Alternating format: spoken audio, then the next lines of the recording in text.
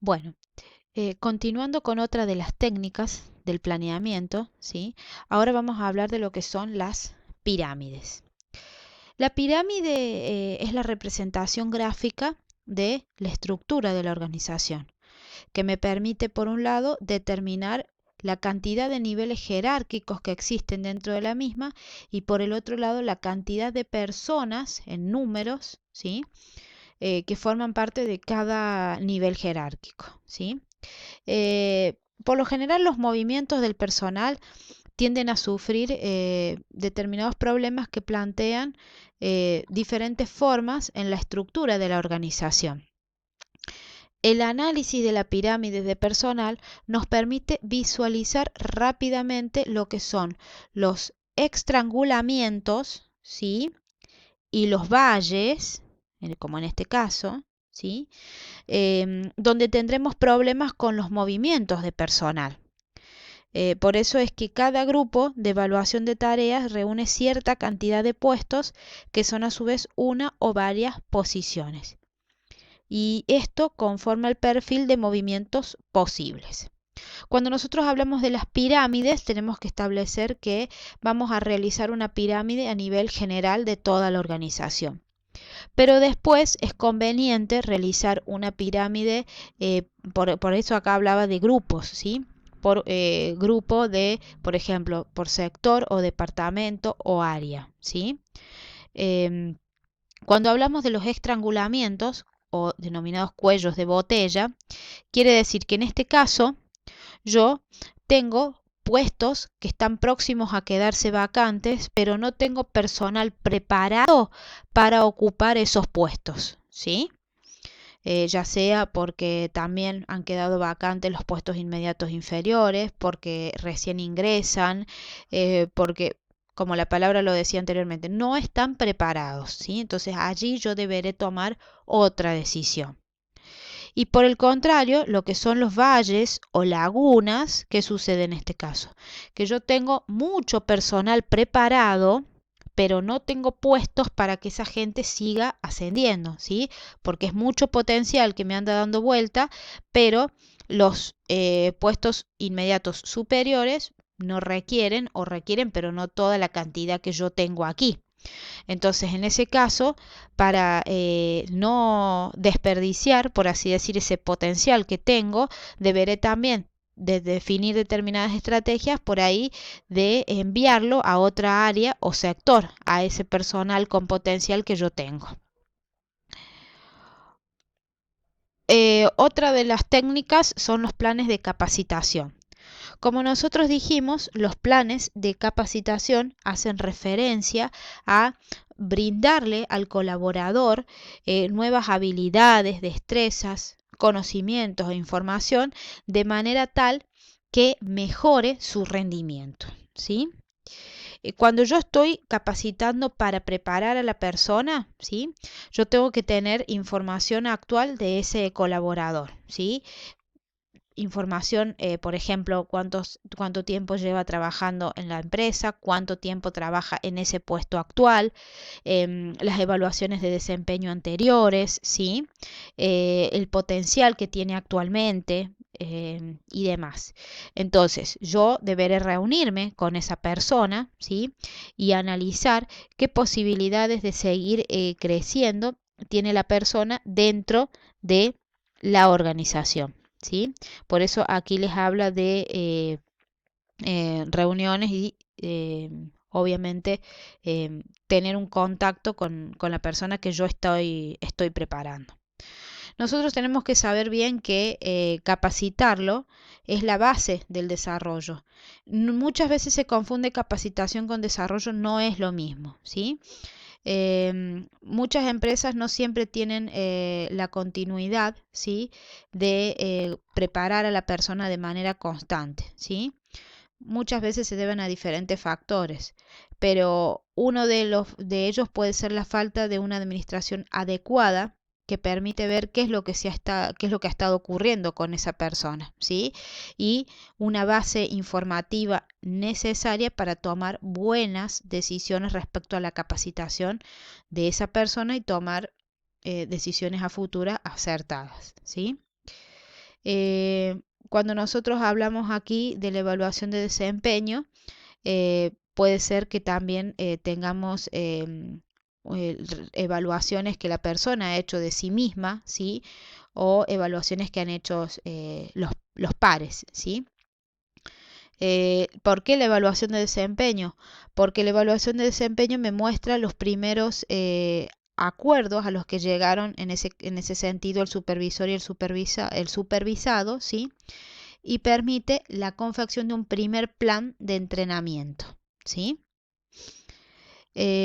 Otra de las etapas es contratar los elementos para la capacitación desde la parte de recursos humanos. ¿Por qué? Porque es responsabilidad de recursos humanos contratar los elementos para el entrenamiento. Por ejemplo, este abarca inscripciones a diferentes cursos, el transporte a los mismos, los capacitadores, ¿sí? Por ejemplo, cuando la capacitación es dentro de la empresa, buscar dónde se va a hacer, si es fuera de la empresa también, el lugar en donde se va a dar la capacitación, tener en cuenta que se eviten las interrupciones, ¿sí? Eh, Cuando también determinar el costo, ¿sí? Y un caso complicado que muchas veces se menciona es cuando se tiene que capacitar fuera de la ciudad donde la persona está trabajando, ¿sí? Y algunas empresas al cabo de cierto tiempo optan también por pagarle a su cónyuge una visita, ¿sí? Como para incentivar y estimular a la persona que está siendo capacitada, ¿sí?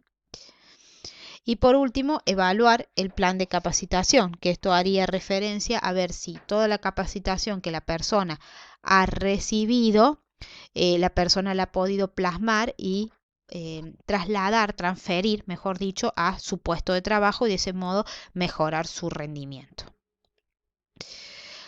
Por último, tenemos lo que es la lista de potencial, que la lista de potencial podemos decir que el potencial humano es aquel que se refiere al nivel de desarrollo que una persona puede eventualmente alcanzar. El potencial humano queda de esta manera asociado al concepto de optimización, es decir, a la posibilidad de evolución permanente. El potencial no es lo mismo que el desempeño. Si bien para determinar el potencial de una persona es necesario evaluar su pasado, ¿sí? El potencial tiene una visión a futuro, ¿sí? Determinar que si esta persona tiene posibilidades de ocupar un puesto de mayor jerarquía con mayores responsabilidades o no, ¿sí?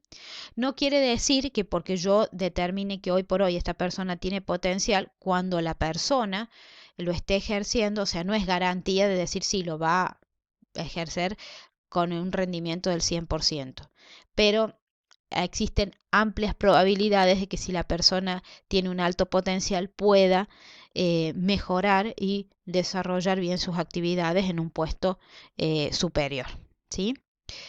Estas serían las técnicas que nosotros hemos mencionado, de las cuales vamos a recabar información para después tomar decisiones en cuanto al futuro de la persona. Por último, nos queda mencionar algo de lo que son los movimientos internos que se llevan a cabo dentro de la empresa. Y tenemos 4 movimientos, ¿sí? La transferencia, la promoción, la separación y los descensos, ¿sí? Una vez que yo he planificado, he evaluado, tengo que tomar una decisión. O bien a la persona la muevo dentro del mismo nivel jerárquico, que sería la transferencia, o bien la promociono, es decir, lo subo de nivel. Muchas veces puede suceder, y esto no hace falta planificar, ¿sí? Hace falta muchas veces por las evaluaciones de rendimiento separarlo o desvincularlo, y los descensos que en nuestra legislación no están permitidos, ¿sí? La transferencia, como la palabra bien se los menciona, implica mover o trasladar a la persona dentro de su mismo nivel jerárquico. ¿Qué implica esto? Que va a tener el mismo nivel de responsabilidades y va a cobrar lo mismo. Las transferencias muchas veces pueden ser por necesidades de la empresa o también necesidades de la persona, ¿sí? Y pueden ser temporarias o permanentes. La transferencia por lo general también se utiliza mucho para lograr que la persona adquiera nuevas habilidades y destrezas en otras áreas, ¿sí? Y después se la suele promover. En tanto que la promoción implica ascenderlo, ¿sí?, de nivel jerárquico, lo que trae como consecuencia mayor nivel de responsabilidades y mayor salario, ¿sí? Como nosotros vamos a ver después en evaluación de desempeño, los dos criterios por lo general para promover son el mérito y la antigüedad. La antigüedad es utilizado por lo general por las asociaciones sindicales, pero eso lo vamos a ver cuando veamos evaluación de desempeño. La promoción implica que la persona tenga que ser, o sea, se ha tenido en cuenta el rendimiento pasado que la persona ha tenido, sus capacidades, y por eso se decide que la persona ocupe un puesto de mayor responsabilidad. La separación implica la desvinculación de la persona porque ya no condicen los objetivos que tiene esa persona con los que tiene la organización, ¿sí? Y los descensos en nuestra legislación están prohibidos, ¿sí? La degradación, o sea, de disminuirle de puesto jerárquico, de responsabilidades y de salario, no se concibe en nuestra legislación.